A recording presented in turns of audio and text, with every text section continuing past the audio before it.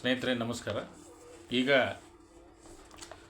ರಾಜ್ಯ ಸರ್ಕಾರದ ಆರೋಗ್ಯ ಇಲಾಖೆ, ಆರೋಗ್ಯ ಮತ್ತು ಕುಟುಂಬ ಕಲ್ಯಾಣ ಇಲಾಖೆ ಅಂತ ನಾವೇನು ಕರಿತೀವಿ, ಆ ಇಲಾಖೆಯಲ್ಲಿ ಬರ್ತಕ್ಕಂಥ ಯೋಜನೆಗಳು ನೋಡ್ತಾ ಬರೋಣ. ಮೊದಲನೇದಾಗಿ 1ನೇ ಯೋಜನೆ ಜನನಿ ಸುರಕ್ಷಾ ಯೋಜನೆ.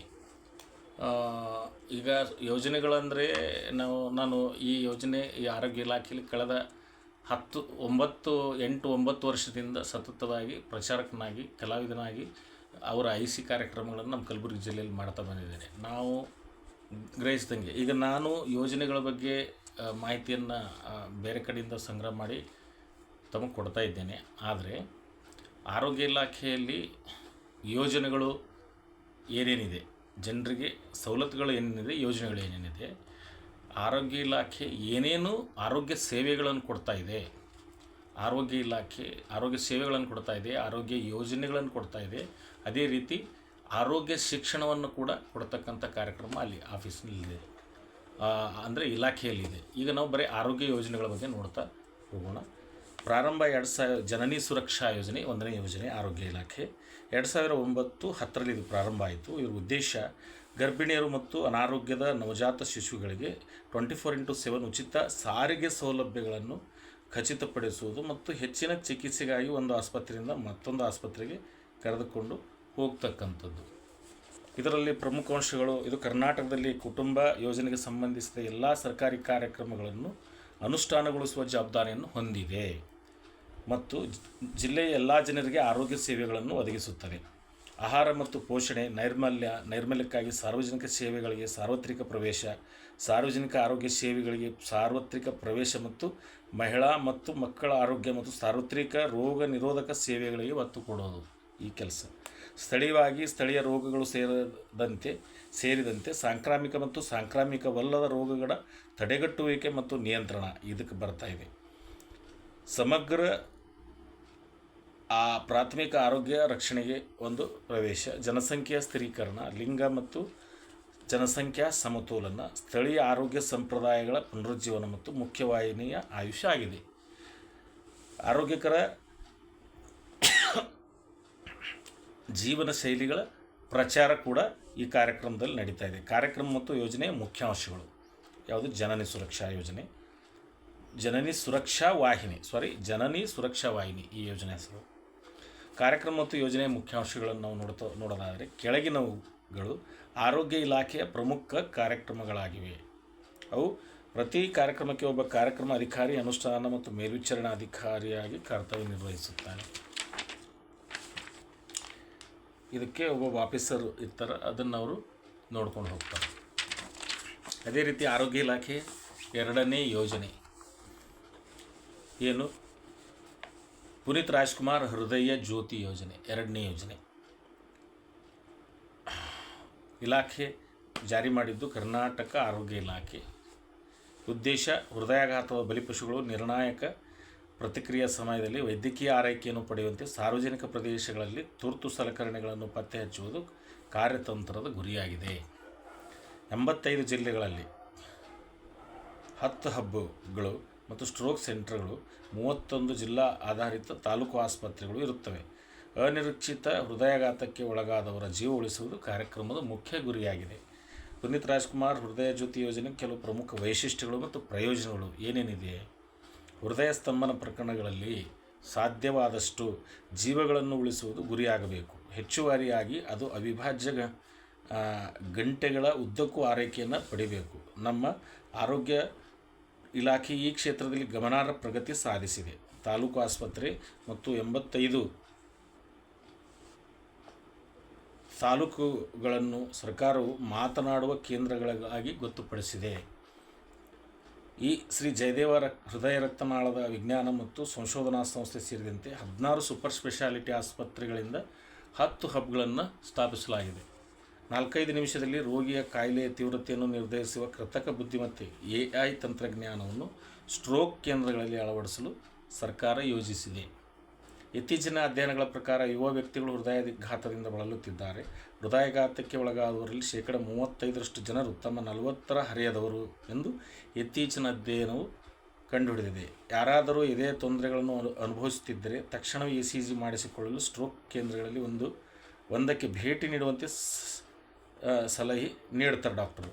ಹಠಾತ್ ಹೃದಯದ ಸಾವನ್ನು ನಿಲ್ಲಿಸುವ ಉಚಿತ ಟೆನೆಕ್ಟಿಪ್ಲೇಸ್ ಶಾಟನ್ನು ಗಂಭೀರ ಹೃದಯ ಕಾಯಿಲೆ ಇರುವವರಿಗೆ ನೀಡಲಾಗ್ತಾಯಿದೆ. ತಾಲೂಕು ಮಟ್ಟದ ಆಸ್ಪತ್ರೆಗಳು ಮಾತನಾಡುವ ಕೇಂದ್ರಗಳಾಗಿವೆ. ರೋಗಿಗಳನ್ನು ಹಬ್ ಸೆಂಟರ್ಗಳಿಗೆ ಉಲ್ಲೇಖಿಸಲಾಗುತ್ತದೆ. ಅವುಗಳು ದೊಡ್ಡದಾದ ಸೂಪರ್ ಸ್ಪೆಷಾಲಿಟಿ ಆಸ್ಪತ್ರೆಗಳಾಗಿವೆ. ಆಂಜಿಯೋಪ್ಲಾಸ್ಟಿ ಅಥವಾ ಆಂಜಿಯೋಗ್ರಾಮ್ನಂಥ ಸುಧಾರಿತ ವೈದ್ಯಕೀಯ ವಿಧಾನಗಳಿಗಾಗಿ ಮತ್ತು ಆರಂಭಿಕ ಚಿಕಿತ್ಸೆಯ ಕೋರ್ಸನ್ನು ಅನುಸರಿಸಿವೆ. ಖಾಸಗಿ ಸಂಸ್ಥೆಗಳಲ್ಲಿ ಟೆನೆಕ್ಟಿಪ್ಲೇಸ್ ಚುಚ್ಚುಮದ್ದು 30,000ದಿಂದ 45,000 ರೂಪಾಯಿ. ಸರ್ಕಾರಿ ಆಸ್ಪತ್ರೆಗಳು ಈ ಚುಚ್ಚುಮದ್ದನ್ನು ಯಾವುದೇ ವೆಚ್ಚವಿಲ್ಲದೆ ರೋಗಿಗೆ ನೀಡ್ತಾ ಇವೆ. ಅಂದರೆ 30,000ರಿಂದ 45,000 ರೂಪಾಯಿದು ಒಂದು ಇಂಜೆಕ್ಷನ್ನು ತಾಲೂಕು ಆಸ್ಪತ್ರೆಯಲ್ಲಿ ಯಾವುದೇ ಹಣ ಇಲ್ಲದೆ ಇವತ್ತು ಸರ್ಕಾರ ಸರಬರಾಜು ಮಾಡ್ತಾಯಿದೆ. ಪ್ರಮುಖ ಅರ್ಹತಾ ಮಾನದಂಡಗಳು: ಯಾರಿಗಾದರೂ ಎದೆ ನೋವು ಕಾಣಿಸ್ಕೊಂಡ್ರೆ, ಅನಿರೀಕ್ಷಿತ ಹೃದಯಾಘಾತವನ್ನು ಅನುಭವಿಸುತ್ತಿರುವ ವ್ಯಕ್ತಿಗಳಿದ್ದರೆ, ಸೂಪರ್ ಸ್ಪೆಷಾಲಿಟಿ ಆಸ್ಪತ್ರೆಗಳಲ್ಲಿ BPL ಕಾರ್ಡ್ ಹೊಂದಿರುವವರಿಗೆ ಉಚಿತ ಸೇವೆ ಒದಗಿಸಲಾಗ್ತಾಯಿದೆ. ನಮ್ಮ ಆರೋಗ್ಯ ಕರ್ನಾಟಕ ಆಯುಷ್ಮಾನ್ ಭಾರತ ಕಾರ್ಡ್ ಅಡಿಯಲ್ಲಿ APL ಕಾರ್ಡುದಾರರು ಪೂರೈಕೆ ವೈದ್ಯಕೀಯ ಆರೈಕೆಯನ್ನು ಕೂಡ ಪಡಿಬೋದು. APL ಕಾರ್ಡು BPL ಕಾರ್ಡ್ ಇರತಕ್ಕಂಥವ್ರಿಗೇನು ಬರ್ತದ ಕಾರ್ಡು, ಅವರು ಕೂಡ ಈ ಸೇವೆಯನ್ನು ಪಡಿಬಹುದು. ಇನ್ನು ಆರೋಗ್ಯ ಇಲಾಖೆಯ 3ನೇ ಯೋಜನೆ ಜನನಿ ಸುರಕ್ಷಾ ಯೋಜನೆ. ಈ ಯೋಜನೆ ಅಡಿಯಲ್ಲಿ ನಾವು ಏನಪ್ಪ ಅಂದರೆ ಆರೋಗ್ಯ ಮತ್ತು ಕುಟುಂಬ ಕಲ್ಯಾಣ ಇಲಾಖೆ ಸಚಿವಾಲಯದ ಮೂಲಕ ತಾಯಿ ಮತ್ತು ಶಿಶು ಮರಣವನ್ನು ಕಡಿಮೆ ಮಾಡ್ತಕ್ಕಂಥದ್ದು ಈ ಯೋಜನೆಯ ಉದ್ದೇಶ. ತಾಯಿ ಮತ್ತು ಶಿಶು ಮರಣವನ್ನು ಕಡಿಮೆ ಮಾಡಲಿಕ್ಕೆ ರಾಷ್ಟ್ರೀಯ ಆರೋಗ್ಯ ಮಿಷನ್, ನ್ಯಾಷನಲ್ ಹೆಲ್ತ್ ಮಿಷನ್ ಅಡಿಯಲ್ಲಿ ಸಂತಾನೋತ್ಪತ್ತಿ ಮತ್ತು ಮಕ್ಕಳ ಆರೋಗ್ಯ ಕಾರ್ಯಕ್ರಮವನ್ನು ಸಾಂಸ್ಥಿಕ ಹೆರಿಗೆಯನ್ನು ಉತ್ತೇಜಿಸಲು ಜಾರಿಗೆ ತರಲಾಗ್ತಾಯಿದೆ.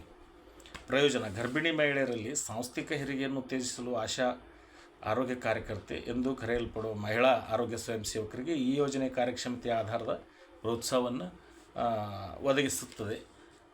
ಮನೆಯಲ್ಲಿ ಹೆರಿಗೆ ಆದರೆ 500 ರೂಪಾಯಿ, ಗ್ರಾಮೀಣ ಭಾಗದಲ್ಲಿ 700 ರೂಪಾಯಿ, ನಗರ ಪ್ರದೇಶ ಆರೋಗ್ಯ ಸಂಸ್ಥೆಗಳಲ್ಲಿ ಹೆರಿಗೆ ಆದರೆ 600 ರೂಪಾಯಿ ನೆರವನ್ನು ಈ ಯೋಜನೆ ಅಡಿಯಲ್ಲಿ ಕೊಡಲಾಗ್ತಾಯಿದೆ. ಏಪ್ರಿಲ್ 2005 12ನೇ ತಾರೀಕಿನಂದು ಗೌರವಾನ್ವಿತ ಪ್ರಧಾನಮಂತ್ರಿಯವರು ಪ್ರಾರಂಭಿಸಿದ ಈ ಯೋಜನೆಯು ಎಲ್ಲ ರಾಜ್ಯಗಳು ಮತ್ತು ಕೇಂದ್ರಾಡಳಿತ ಪ್ರದೇಶದಲ್ಲಿ ವಿತ್ UTs ಅಂದರೆ ಯೂನಿಯನ್ ಟೆರಿಟರೀಸ್ ಅಂದರೆ ಕೇಂದ್ರಾಡಳಿತ ಪ್ರದೇಶದಲ್ಲಿ ಕೂಡ ಜಾರಿಯಲ್ಲಿದೆ. ಕಡಿಮೆ ಕಾರ್ಯಕ್ಷಮತೆಯ ರಾಜ್ಯಗಳ ಮೇಲೆ ವಿಶೇಷ ಗಮನವನ್ನು ಕೂಡ ಇದು ಹೊಂದಿದೆ. ಆಮೇಲೆ JSY ಜನನಿ ಸುರಕ್ಷಾ ಯೋಜನೆ ಕೇಂದ್ರ ಪ್ರಾಯೋಜಿತ ಯೋಜನೆಯಾಗಿದ್ದು, ಇದು ವಿತರಣೆ ಮತ್ತು ನಂತರದ ಆರೈಕೆಯೊಂದಿಗೆ ನಗದು ಸಹಾಯವನ್ನು ಸಂಯೋಜಿಸುತ್ತದೆ. ಯೋಜನೆಯ ಮಾನ್ಯತೆ ಪಡೆದ ಸಾಮಾಜಿಕ ಆರೋಗ್ಯ ಕಾರ್ಯಕರ್ತೆ ಆಶಾ ಅನ್ನು ಸರ್ಕಾರ ಮತ್ತು ಗರ್ಭಿಣಿಯರ ನಡುವಿನ ಪರಿಣಾಮಕಾರಿ ಕೊಂಡಿ ಅಂತ ಗುರುತಿಸಿದೆ. ಈಗೇನು ನಾವು ಆಶಾ ಅಂತ ಕರಿತೀವಿ, ಅಕ್ಯುರೇಟೆಡ್ ಸೋಷಿಯಲ್ ಹೆಲ್ತ್ ಆ್ಯಕ್ಟಿವಿಸ್ಟ್ ಅವರು ಒಂದು ಕೊಂಡಿಯಾಗಿ ಕೂಡ ಕೆಲಸ ಮಾಡ್ತಾ ಇದ್ದಾರೆ. ಪ್ರತಿ ಗರ್ಭಾವಸ್ಥೆಯನ್ನು ಟ್ರ್ಯಾಕಿಂಗ್ ಮಾಡೋದು. ಈ ಯೋಜನೆ ಅಡಿಯಲ್ಲಿ ನೋಂದಾಯಿಸಲಾದ ಪ್ರತಿಯೊಬ್ಬ ಫಲಾನುಭವಿಯು MCH ಕಾರ್ಡ್ ಜೊತೆಗೆ MCH ಕಾರ್ಡನ್ನು ಹೊಂದಿರಬೇಕು. ANM ಮತ್ತು MO PSCಯ ಒಟ್ಟಾರೆ ಮೇಲ್ವಿಚಾರಣೆಯಲ್ಲಿ ಆಶಾ AWW ಗುರುತಿಸಲಾದ ಯಾವುದೇ ಲಿಂಕ್ ವರ್ಕರ್ ಕಡ್ಡಾಯವಾಗಿ ಮೈಕ್ರೋ ಬರ್ತ್ ಯೋಜನೆಯನ್ನು ಸಿದ್ಧಪಡಿಸಬೇಕು. ಪ್ರಸವ ಪೂರ್ವ ತಪಾಸಣೆ ಮತ್ತು ಪ್ರಸವ ನಂತರದ ಆರೈಕೆಯನ್ನು ಮೇಲ್ವಿಚಾರಣೆ ಮಾಡಲು ಇದು ಪರಿಣಾಮಕಾರಿಯಾಗಿ ಸಹಾಯ ಮಾಡುತ್ತದೆ. ಏನಪ್ಪ ಅಂದರೆ ಈ ಯೋಜನೆ ಡೆಲಿವರಿಗಿಂತ ಮೊದಲು, ಡೆಲಿವರಿ ನಂತರ ಅದು ಅವರಿಗೆ ಟ್ರ್ಯಾಕ್ ಮಾಡಲಿಕ್ಕೆ, ಫಾಲೋ ಮಾಡಲಿಕ್ಕೆ ಅನುಕೂಲ ಆಗ್ತದೆ ಅಂತ. ನಗದು ಸಹಾಯಕ್ಕಾಗಿ ಅರ್ಹತೆ ಅಂದರೆ ಏನು ಅವರು ಹಾರ್ಡ್ ಕ್ಯಾಶು ಹೆಲ್ಪ್ ಕೊಡ್ತಾರೆ, ಜನನಿ ಸುರಕ್ಷಾ ಯೋಜನೆಯಲ್ಲಿ ಏನು ಹೆಲ್ಪ್ ಆಗ್ತದೆ ಅದ್ರ ಬಗ್ಗೆ ಒಂದು ಏನೇನು ಕ್ರೈಟೀರಿಯಾ ಅಂತ. ಅದು BPL ಪ್ರಮಾಣೀಕರಣ. ಇದು ಎಲ್ಲ HPS ರಾಜ್ಯಗಳಲ್ಲಿ ಅಗತ್ಯವಿದೆ. ಅದ್ಯಾಗೂ BPL ಕಾರ್ಡ್ಗಳನ್ನು ಇನ್ನೂ ನೀಡದಿರುವಲ್ಲಿ ಅಥವಾ ನವೀಕರಿಸದಿದ್ದಲ್ಲಿ ರಾಜ್ಯಗಳು UTಗಳು ಗ್ರಾಮ ಪ್ರಧಾನ ಮತ್ತು ವಾರ್ಡ್ ಸದಸ್ಯರಿಗೆ ಅಧಿಕಾರ ನೀಡುವ ಮೂಲಕ ನಿರೀಕ್ಷಿತ ತಾಯಿಯ ಕುಟುಂಬದ ಬಡ ಮತ್ತು ಅಗತ್ಯವಿರುವ ಸ್ಥಿತಿಗಳನ್ನು ಪ್ರಮಾಣೀಕರಿಸಲು ಸರಳ ಮಾನದಂಡವನ್ನು ರೂಪಿಸ್ತಾ ಇದೆ. ಯಾವುದು ಜನನಿ ಸುರಕ್ಷಾ ಯೋಜನೆ 2005ರಲ್ಲಿ ಜಾರಿಗೆ ಬಂದಿದೆ. ಇನ್ನೊಂದು ಆರೋಗ್ಯ ಇಲಾಖೆ ಯೋಜನೆ ನಾವು ನೋಡೋದಾದರೆ ಆರೋಗ್ಯ ಕರ್ನಾಟಕ, ಇದು 2018ರಲ್ಲಿ ಪ್ರಾರಂಭ ಆಯಿತು. ಇದರ ಗುರಿ ಏನಪ್ಪ ಅಂದರೆ ಕರ್ನಾಟಕದ ಎಲ್ಲ ನಾಗರಿಕರಿಗೆ ಪ್ರಾಥಮಿಕ, ದ್ವಿತೀಯ ಮತ್ತು ತೃತೀಯ ಹಂತದ ಆರೋಗ್ಯ ಸೇವೆಗಳನ್ನು ಒದಗಿಸ್ತಕ್ಕಂಥದ್ದು. ಆಯುಷ್ಮಾನ್ ಭಾರತ್ ಮತ್ತು ಆರೋಗ್ಯ ಕರ್ನಾಟಕ 2017ರಲ್ಲಿ ಏನು ಪ್ರಾರಂಭ ಆಯಿತು. ಕರ್ನಾಟಕದ ಒಂದು ಸಂಯೋಜಿತ ಸಾರ್ವಜನಿಕ ಆರೋಗ್ಯ ನೀತಿಯಂತೆ ದಕ್ಷತೆಯನ್ನು ಸುಧಾರಿಸಲಿಕ್ಕೆ ಒಂದು ಪ್ರಭಾವವನ್ನು ಮತ್ತು ಸಾರ್ವತ್ರಿಕ ಸಮಾನ ಮತ್ತು ಸುಸ್ಥಿರ ಆರೋಗ್ಯ ಸೇವೆ ಒದಗಿಸುವ ಗುರಿ ಸಾಧನೆಗೆ ದೃಷ್ಟಿಕೋನ ದಾಖಲೆ 2025 ಆವಿಷ್ಕರಿಸಿ ಎಲ್ಲ ಸಾಮಾಜಿಕ ಆರೋಗ್ಯ ಯೋಜನೆಗಳನ್ನು ಒಗ್ಗೂಡಿಸಿ ಆರೋಗ್ಯ ಕರ್ನಾಟಕ ಎಂಬ ಸಾರ್ವತ್ರಿಕ ಆರೋಗ್ಯ ಆರೈಕೆ ಯೋಜನೆಯು 2018 ಮಾರ್ಚ್ 2ರಂದು ಚಾಲನೆ ಸಿಗ್ತಿದ್ದಕ್ಕೆ 2 ಲಕ್ಷ ರೂಪಾಯಿವರೆಗೆ ಉಚಿತ ಚಿಕಿತ್ಸೆಯನ್ನು ದ್ವಿತೀಯ ಹಂತ, ತೃತೀಯ ಹಂತ ತುರ್ತು ಚಿಕಿತ್ಸೆಗಳಿಗೆ ಸೇರಿದ 1516 ನಿರ್ದಿಷ್ಟ ಚಿಕಿತ್ಸಾ ವಿಧಾನಗಳಿಗೆ ಚಿಕಿತ್ಸೆಯನ್ನು 2013ರ ರಾಷ್ಟ್ರೀಯ ಆಹಾರ ಭದ್ರತಾ ಕಾಯ್ದೆಯನ್ನು ಒದಗಿಸಲಾಗುತ್ತದೆ. ಅಂದರೆ ಈ ಫುಡ್ ಸೇಫ್ಟಿ ಏನು ಕಾನೂನಿದೆ ಅದರ ಅಡಿಯಲ್ಲಿ ಒಂದು ಹೆಲ್ತ್ ಸೇವೆಗಳನ್ನು 1516 ಸೇವೆಗಳನ್ನು ನೀಡಲಾಗ್ತದೆ. ಸಾಮಾಜಿಕ ಆರ್ಥಿಕ ಜಾತಿ ಗಣತಿ SECC ದತ್ತಾಂಶದ ಆಧಾರದಲ್ಲಿ 10 ಕೋಟಿ ಕುಟುಂಬಗಳನ್ನು ಗುರುತಿಸಿದ್ದು ಆರೋಗ್ಯ ಭದ್ರತೆ ಒದಗಿಸಲು 2018 ಸೆಪ್ಟೆಂಬರ್ 25ರಂದು Ayushman Bharat national health protection mission ಜಾರಿಗೆ ಬಂದಿತ್ತು. ಇದು ಪ್ರಧಾನಮಂತ್ರಿ ಜನ ಆರೋಗ್ಯ ಯೋಜನೆ PMJAY ಎಂದು ಮರುನಾಮಕರಣವಾಗಿದೆ. ಆಯುಷ್ಮಾನ್ ಭಾರತ್ ಮತ್ತು ಆರೋಗ್ಯ ಕರ್ನಾಟಕ ಎರಡೂ ಯೋಜನೆಗಳು ಒಂದೇ ವ್ಯಾಪ್ತಿ ಮಾನದಂಡಗಳನ್ನು ಹೊಂದಿದ್ದು, ಎರಡೂ ಯೋಜನೆಗಳನ್ನು ಸಂಯೋಜಿಸಿ ಆಯುಷ್ಮಾನ್ ಭಾರತ್ ಪ್ರಧಾನಮಂತ್ರಿ ಜನ ಆರೋಗ್ಯ ಮುಖ್ಯಮಂತ್ರಿ ಆರೋಗ್ಯ ಕರ್ನಾಟಕ ಯೋಜನೆಯಾಗಿ ಅನುಷ್ಠಾನ ಆಗಿದೆ. ಇದರಡಿಯಲ್ಲಿ AB PMJAYCMARK ಕಾರ್ಡನ್ನು ಒಂದು ಬಾರಿ ವಿಶಿಷ್ಟ ಗುರುತಿನ ಚೀಟಿಯೊಂದಿಗೆ ರಚಿಸಿ ಫಲಾನುಭವಿಗಳಿಗೆ ನೀಡಕ್ಕೆ ಅರ್ಹತಾ ರೋಗಿಗೆ ನಿಗದಿತ ಸಾಮಾನ್ಯ, ದ್ವಿತೀಯ ಹಂತದ ಮತ್ತು ತೃತೀಯ ಹಂತದ ಆರೋಗ್ಯ ಚಿಕಿತ್ಸೆ ಮತ್ತು ತುರ್ತು ಆರೋಗ್ಯ ಸೇವೆಗೆ ವರ್ಷಕ್ಕೆ 5 ಲಕ್ಷ ರೂಪಾಯಿ ನೀಡುವುದು. ಸಾಮಾನ್ಯ ರೋಗಿಗೆ ಸೇವಾ ಪ್ರಯೋಜನದ ಮಿತಿ ಸರ್ಕಾರಿ ಪ್ಯಾಕೇಜ್ ದರದ 30% ಮತ್ತು ಪಾವತಿ ಆಧಾರದ ಮೇಲೆ ವಾರ್ಷಿಕ ಮಿತಿ ಪ್ರತಿ ಕುಟುಂಬಕ್ಕೆ 1.5 ಲಕ್ಷ ರೂಪಾಯಿ. ಇವೇ ಈ ಯೋಜನೆಯಡಿ ಸಮುದಾಯಕ್ಕೆ ಸಮಗ್ರ ಪ್ರಾಥಮಿಕ ಆರೋಗ್ಯ ಸೇವೆ ಬಲಪಡಿಸಲು ಆರೋಗ್ಯ ಮತ್ತು ಸ್ವಾಸ್ಥ್ಯ ಕ್ಷೇಮ ಕೇಂದ್ರಗಳನ್ನು ಪ್ರಾರಂಭಿಸಿದೆ. ಈ ಯೋಜನೆಯಲ್ಲಿ ಈಗ ಹೆಲ್ತ್ ಆ್ಯಂಡ್ ವೆಲ್ನೆಸ್ ಸೆಂಟರ್ ಅಂತ ಏನೋ ಹಳ್ಳಿಗಳಲ್ಲಾಗಿವೆ, ಅವು ಕೂಡ ಇದರಲ್ಲೇ ಬರ್ತಾಯಿವೆ. ಗುಣಾತ್ಮಕ ರೀತಿಯಲ್ಲಿ ಸಾರ್ವಜನಿಕರ ಅವರ ಮನೆ ಬಾಗಿಲಿಗೆ ಗುರಿ ಆರೋಗ್ಯ ತಲುಪಿಸ್ತಕ್ಕಂಥ ಒಂದು ಯೋಜನೆ. ಅಂದರೆ ಆರೋಗ್ಯ ಖಾತ್ರಿ ಕಾನೂನು ಅಂತ ಹೇಳ್ಬೋದು, ಇದು ಒಂದು ಯೋಜನೆ ಅಂತ ಹೇಳ್ಬೋದು. ಇದು ಎಲ್ಲ ಯೋಜನೆಗಳನ್ನು, ಎಲ್ಲ ಆರೋಗ್ಯ ಸೇವೆಗಳನ್ನು ಒಳಗೊಂಡಿರ್ತಕ್ಕಂಥ ಯೋಜನೆ. ಒಂದು ಕಾರ್ಡನ್ನು ಮಾಡಿಕೊಂಡು ನಾವು ಸರ್ಕಾರಿ ಆಸ್ಪತ್ರೆಯಲ್ಲಿ ಏನು ಚಿಕಿತ್ಸೆಗಳನ್ನು ಬೇಗ ಸಿಗ್ತಾ ಇವೆ ಅವನ್ನು ತಗೊಳ್ಬೋದು. ಯಾವುದೇ ರೀತಿಯ ತುಂಬ ಕ್ರಿಟಿಕಲ್ ಆದ ಈ ಹಂತವನ್ನು ಮೀರಿ ನಾವು ಮಲ್ಟಿ ಸ್ಪೆಷಾಲಿಟಿ ದವಾಖಾನೆಗೆ ಹೋದರೆ ಅಲ್ಲಿ ಚಿಕಿತ್ಸೆ ಸಿಗ್ತಕ್ಕಂಥ ಯೋಜನೆಗಳು ಇದ್ದರೆ, ಆರೋಗ್ಯ ಸೇವೆ ಅಥವಾ ಚಿಕಿತ್ಸೆ ಇದ್ದರೆ ಅಲ್ಲಿಗೆ ಹೋಗಿ ನಾವು ಚಿಕಿತ್ಸೆಯನ್ನು ಪಡೆದರೆ BPL ಇದ್ದರೆ 5 ಲಕ್ಷ ಏನಪ್ಪ ಅಂದ್ರೆ ತನಕ ಒಂದು ಕುಟುಂಬಕ್ಕೆ ಪ್ರತಿ ವರ್ಷ ಆರೋಗ್ಯ ಒಂದು ಖರ್ಚನ್ನು ಇವತ್ತು ಈ ಆರೋಗ್ಯ ಕರ್ನಾಟಕ ಆಯುಷ್ಮಾನ್ ಭಾರತ್ ಕಾರ್ಡಲ್ಲಿ ಸರ್ಕಾರ ಕೊಡ್ತಾ ಇದೆ. ಅದೇ ರೀತಿ APL ಕಾರ್ಡ್ ಇರ್ತಕ್ಕಂಥವ್ರು ಇದ್ದರೆ ಅವರಿಗೆ ಒಟ್ಟು ಖರ್ಚಿನಲ್ಲಿ 30% ಅಂದರೆ 5 ಲಕ್ಷ ಒಂದು ಮಿತಿಯಲ್ಲಿ 30% ಅಂದರೆ 1.5 ಲಕ್ಷದಷ್ಟು ಹಣವನ್ನು APL ಕಾರ್ಡ್ದಾರರಿಗೂ ಕೂಡ ಈ ಯೋಜನೆಯಡಿ ಕೊಡ್ತಕ್ಕಂಥ ವ್ಯವಸ್ಥೆ ಸರ್ಕಾರ ಮಾಡಿದೆ. ಅದೇ ರೀತಿ ಆರೋಗ್ಯ ಇಲಾಖೆಯ ಇನ್ನೊಂದು ಮಹತ್ತರ ಯೋಜನೆ ಸೂಚಿ ಯೋಜನೆ. ಇದು 2013 ಮತ್ತು 2014ರಲ್ಲಿ ಜಾರಿಗೆ ಬಂತು. ಇದು ಏನಪ್ಪ ಅಂದರೆ ಕರ್ನಾಟಕದ ಆರೋಗ್ಯ ಮತ್ತು ಕುಟುಂಬ ಕಲ್ಯಾಣ ಸಚಿವಾಲಯ ಇದನ್ನು ಪ್ರಾರಂಭ ಮಾಡಿತು. ಇದರ ಗುರಿ ಹದಿಹರೆಯದ ಹೆಣ್ಣು ಮಕ್ಕಳಿಗೆ ಋತುಸ್ರಾವದ ಕುರಿತು ಜಾಗೃತಿ ಮೂಡಿಸುವುದು ಮತ್ತು ಸ್ಯಾನಿಟರಿ ನ್ಯಾಪ್ಕಿನ್ ವಿತರಿಸ್ತಕ್ಕಂಥದ್ದು ಈ ಯೋಜನೆಯ ಉದ್ದೇಶ.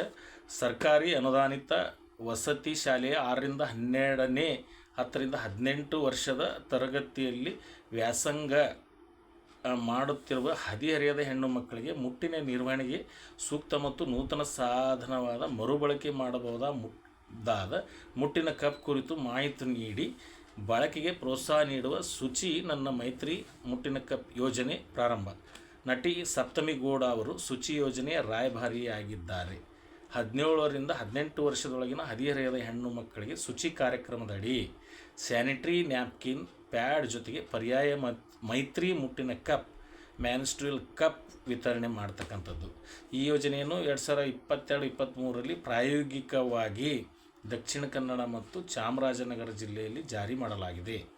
ಇದು ಒಂದು ಶುಚಿ ಯೋಜನೆ.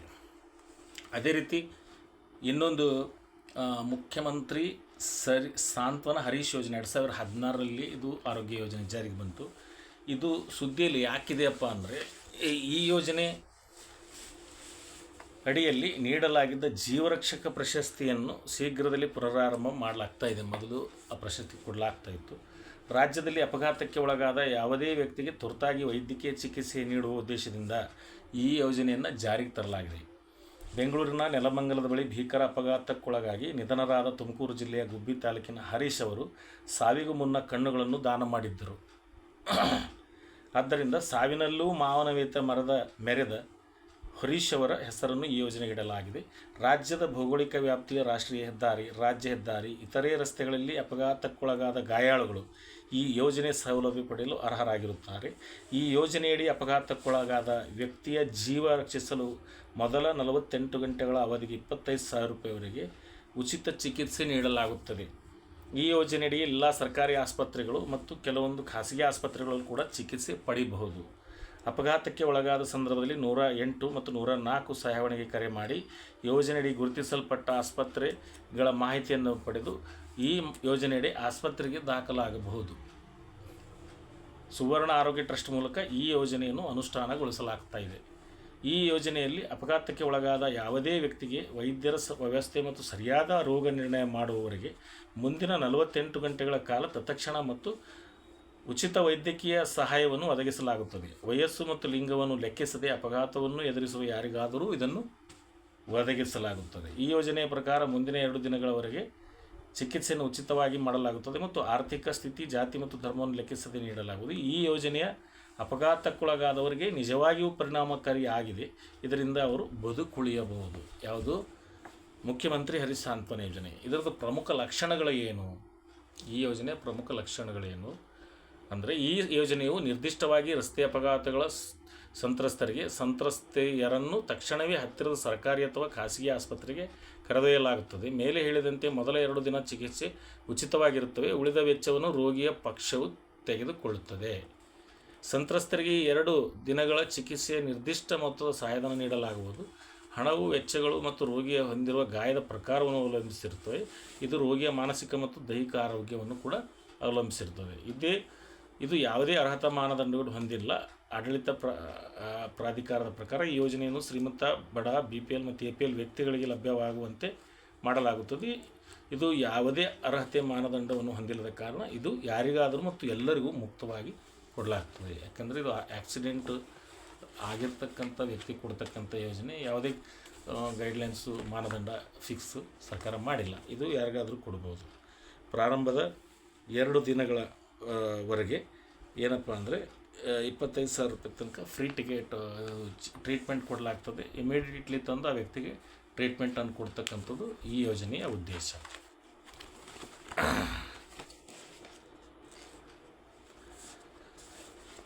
ಪ್ರತಿಯೊಂದು ಸಾರ್ವಜನಿಕ ಮತ್ತು ಖಾಸಗಿ ಆಸ್ಪತ್ರೆಗಳಿಗೆ ಈ ಯೋಜನೆ ಬಗ್ಗೆ ಅರಿವು ಮೂಡಿಸಲಾಗಿದೆ. ಅವರು ರೋಗಿಗಳನ್ನು ಆಸ್ಪತ್ರೆಗೆ ಸೇರಿಸ್ಕೊಳ್ಬೇಕು. ಈ ಹಿಂದೆ ರೋಗಿಗಳು ಆಸ್ಪತ್ರೆಗೆ ಬಂದಾಗ ಅಪಘಾತ ಪ್ರಕರಣಗಳಾಗಿದ್ದರೆ ನೀವು ಪ್ರವೇಶಿಸುವ ಮೊದಲು ಪೊಲೀಸ್ ಡೈರಿ ಮಾಡಬೇಕಾಗಿತ್ತು. ಆದರೆ ಈಗ ಆಕಸ್ಮಿಕವಾಗಿ ರೋಗಿಯನ್ನು ಆಸ್ಪತ್ರೆಗೆ ಸೇರಿಸುವ ಮೊದಲು ಯಾವುದೇ FIR ಮತ್ತು ಡೈರಿಗಳನ್ನು ಮಾಡುವ ಅಗತ್ಯವಿಲ್ಲ. ಸಾಂತ್ವನ ಹರೀಶ್ ಯೋಜನೆಯ ನಿಯಮಗಳ ಪ್ರಕಾರ ಯಾವುದೇ ಹೆಚ್ಚಿನ ವಿಚಾರಣೆಯ ಮೊದಲು ಆಸ್ಪತ್ರೆಗಳು ರೋಗಿಗಳನ್ನು ದಾಖಲಿಸಲು ಬದ್ಧವಾಗಿರುತ್ತವೆ. ಪ್ರಸ್ತುತ ಅಸಂಖ್ಯಾತ ಆಸ್ಪತ್ರೆಗಳು ಈ ಯೋಜನೆಯಲ್ಲಿ ನೋಂದಾಯಿಸಿಕೊಂಡಿವೆ. ಆಸ್ಪತ್ರೆಯಲ್ಲಿ ಖಾಸಗಿ ಮತ್ತು ಸಾರ್ವಜನಿಕ ಆಸ್ಪತ್ರೆಗಳು, ತಾಲೂಕು ಆಸ್ಪತ್ರೆಗಳು, CSCಗಳು, ಜಿಲ್ಲಾ ಆಸ್ಪತ್ರೆಗಳು, ಖಾಸಗಿ ಮತ್ತು ಸಾರ್ವಜನಿಕ ಎರಡೂ ಸೇರಿದಂತೆ ಎಲ್ಲ ವೈದ್ಯಕೀಯ ಕಾಲೇಜುಗಳು ಸೇರಿವೆ. GPS ಲೊಕೇಟರ್ನಲ್ಲಿ ಯಾವುದೇ ಮಾನ್ಯತೆ ಪಡೆದ ಆಸ್ಪತ್ರೆಯು ಸರಿ ಇರುತ್ತದೆ. ಇದರಿಂದಾಗಿ ಬಲಿಪಶುವನ್ನು ತಕ್ಷಣ ವೈದ್ಯಕೀಯ ಆರೈಕೆಗಾಗಿ ಸುಲಭವಾಗಿ ಅಲ್ಲಿಗೆ ಕರೆದೊಯ್ಯಬಹುದು.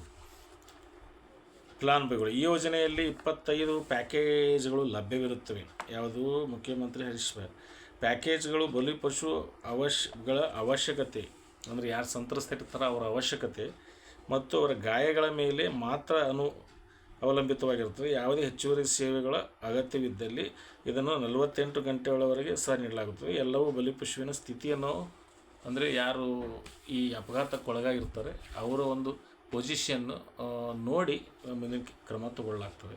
ಈ ಯೋಜನೆಯ ಸಹಾಯದಿಂದ ರೋಗಿಯು ವಿವಿಧ ಚಿಕಿತ್ಸೆಯನ್ನು ತೆಗೆದುಕೊಳ್ಳಬಹುದು. ತೀವ್ರ ನಿಗಾ ಘಟಕದಿಂದ ಹಿಡಿದು ಅಪಘಾತಕ್ಕೀಡಾದವರ ವಾರ್ಡ್ ಕೇರ್ ಸೌಲಭ್ಯಗಳವರೆಗೆ ಎಲ್ಲವನ್ನೂ ಈ ಯೋಜನೆಯ ಮೂಲಕ ಪಡೆಯಬಹುದು. ವೈವಿಧ್ಯಮಯ ಚಿಕಿತ್ಸೆಗಳು ಇರುತ್ತವೆ. ಪ್ರಾಥಮಿಕ ಚಿಕಿತ್ಸೆಗಳೊಂದಿಗೆ ತಲೆಗೆ ಗಾಯಗಳು, ಮುರಿತಗಳು, ರಕ್ತ ವರ್ಗಾವಣೆ, ಬೆನ್ನುಮೂಳೆ ಗಾಯಗಳು, ಸುಟ್ಟ ಗಾಯಗಳಿಂದ ಪ್ರಾರಂಭಿಸಿ ಎಲ್ಲವನ್ನು ಪಡೆಯಬಹುದು. ಇದು ಗಂಭೀರ ರೋಗಿಗಳಿಗೆ ವಿಶೇಷ ತುರ್ತು ಚಿಕಿತ್ಸೆಯನ್ನು ಕೂಡ ನೀಡುತ್ತದೆ. ಅನರ್ಹತೆ: ಸರ್ಕಾರಿ ಪ್ರಾಯೋಜಿತ ಆರೋಗ್ಯ ಯೋಜನೆಗಳಲ್ಲಿ ಇತರ ಯಾವುದಾದರೂ ಪ್ರಯೋಜನವನ್ನು ಈಗಾಗಲೇ ಪಡೆದಿದ್ದರೆ ಸರ್ಕಾರಿ ನೌಕರರು ಅರ್ಹರಾಗುವುದಿಲ್ಲ. ಯಾವುದಾದ್ರೂ ಸರ್ಕಾರಿ ಸ್ಕೀಮಲ್ಲಿ ಇದಕ್ಕೆ ಸೇಮ್ ಇಂಥದ್ದೇ ಇನ್ನೊಂದು ಯೋಜನೆಯಲ್ಲಿ ಯಾವುದಾದ್ರೂ ಸೌಲಭ್ಯ ಪಡೆದ್ರೆ ಇಲ್ಲಿಗೆ ಅವರು ಅರ್ಹರಿರುವುದಿಲ್ಲ. ಮತ್ತೇನಪ್ಪ ಅಂದರೆ ಸರ್ಕಾರಿ ನೌಕರರು ಕೂಡ ಇದಕ್ಕೆ ಅರ್ಹರಾಗಿರುವುದಿಲ್ಲ.